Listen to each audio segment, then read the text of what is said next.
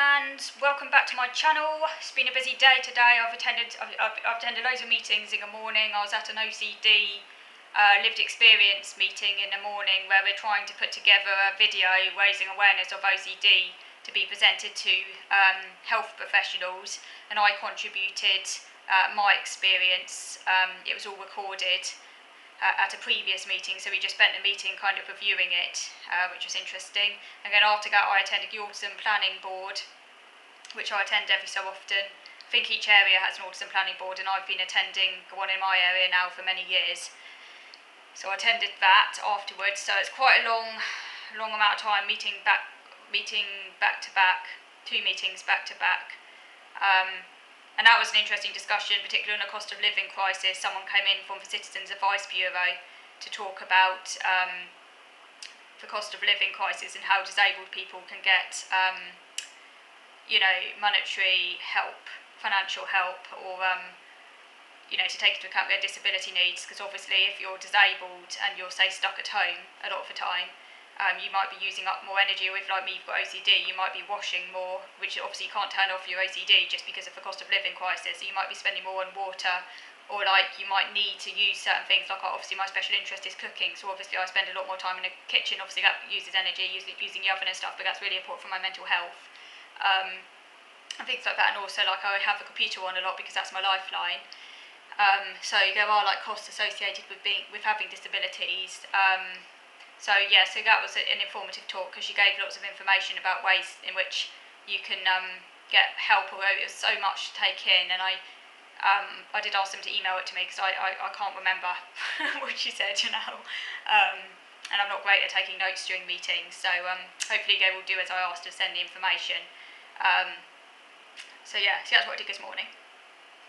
So in this video, I wanted to share an interesting article that I found recently online in The Conversation. The Conversation is an online magazine, and it's an article about autism and empathy, because there's a lot of confusion over this, and a lot of people in the neurodiversity movement are now saying that autistic people don't have a problem with empathy, and that it's all society, and instead that it's to do with this double empathy problem, that non-autistics don't understand autistic people, and autistic people don't understand non-autistic people, and it's kind of like being lost in translation sort of thing, and that the empathy problem is both ways.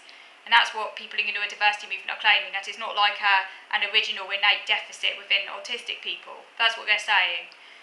Because historically, obviously, autism was said to be one of the number one deficits in autism.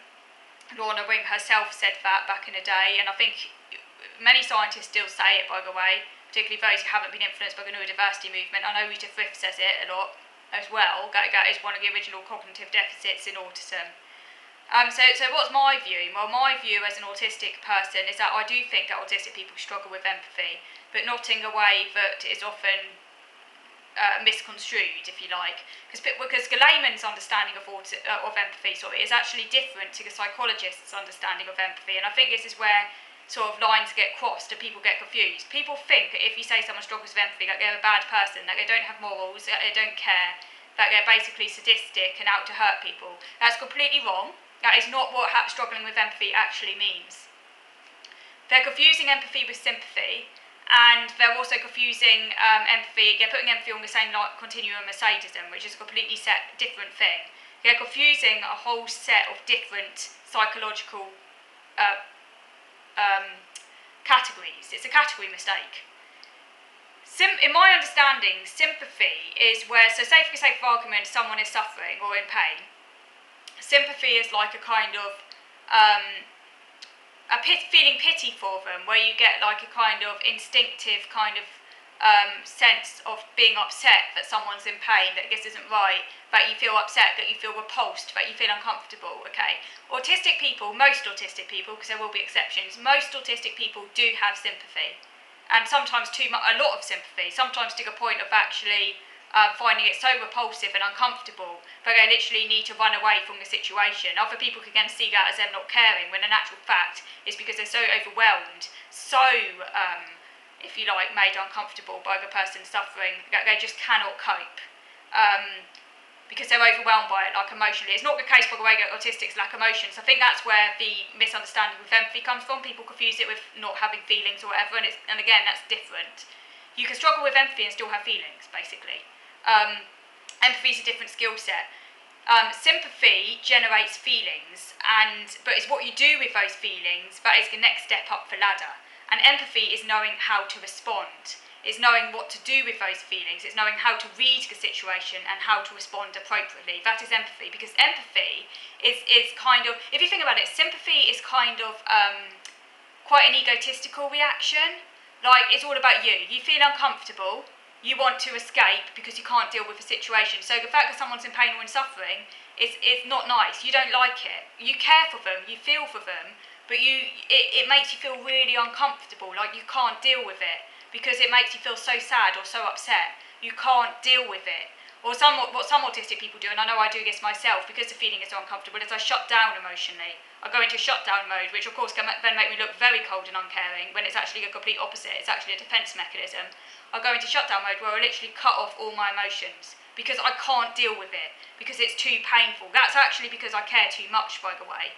So the actual outcome, me looking like I don't care, is actually because I care too much, and I'm in shutdown mode because it's too painful and I can't deal with it.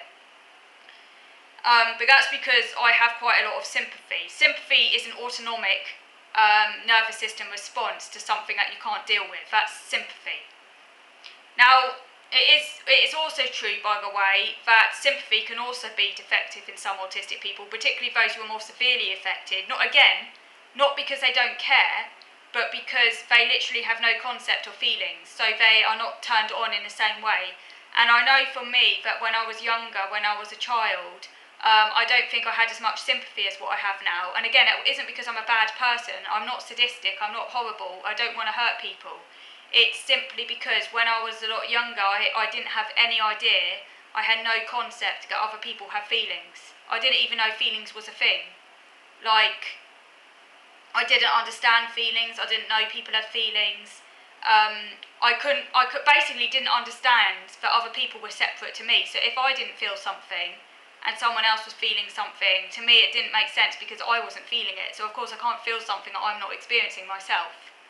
I didn't have that understanding. As I've grown up and I've developed more understanding of the world and I've experienced more things, now I would say I actually have quite a lot of feeling, and it's almost got. And now I actually have quite extreme sympathy, and it's gone from basically hardly not being there at all to being really extreme. But I still struggle with empathy, because empathy is a different thing. In a way, sympathy is more to do with affect, or like feelings and emotions, so being that kind of more autonomic response. And like I said before, I do think that more severely affected autistics and also maybe more like autistic children as well, can sometimes also struggle with sympathy, because they basically don't have that resonance with other people, and particularly if they're really oblivious to other people, like they're completely in their own little world. They're not relating to people as agents at all, but people are just like any other object within their environment, basically. So they can get very attached to people in the same way they can get really attached to, say, a teddy bear. Like, I know some really severely autistic people will be very attached to their carers, but it's kind of more like attachment because it's part of their routine, or like they're relating to them essentially as though they're objects in their environment, because they don't have a kind of like relationship to other people as though they exist as independent agents, sort of thing. And although and there are degrees of this, but I think obviously when I was a kid I was a lot more severely autistic than what I am now, because I have developed and I have kind of like a lot come out of my bubble, and now I do see other people. I didn't have that concept that other people had feelings when I was younger, so I could be really inappropriate in my behaviour and like sometimes hurt other people, but not intentionally, not like maliciously or sadistically or any of those things, just because I didn't understand they had feelings. So for example, when I was at school, I was like run into other kids' play, like I'd literally go into their play and disrupt their play, and they get upset, and I just started laughing because to me I got a reaction. It's like I pushed a button and I got a reaction. I found it funny because I didn't realise that them showing that emotion of being upset was like a bad thing. I didn't basically put two and two together, and I didn't have the understanding.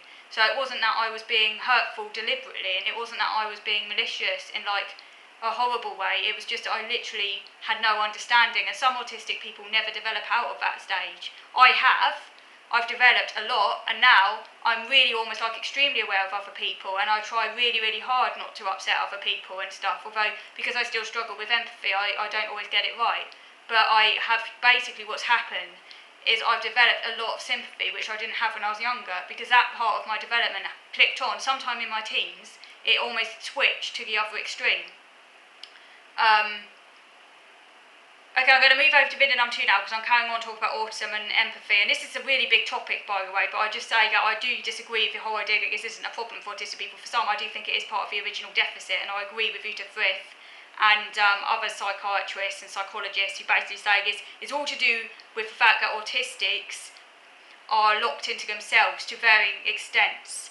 And I sort of feel that those in the neurodiversity movement who are often extremely able, it's all very well saying that this isn't a problem, probably because it isn't a problem for them because they're too able. That's the issue, because these really able autistics are now dominating a narrative. That's why there's been a shift, but that doesn't mean that for some autistics this isn't a thing, because I know it's been a thing for me, but like I said, I've developed, and I have developed.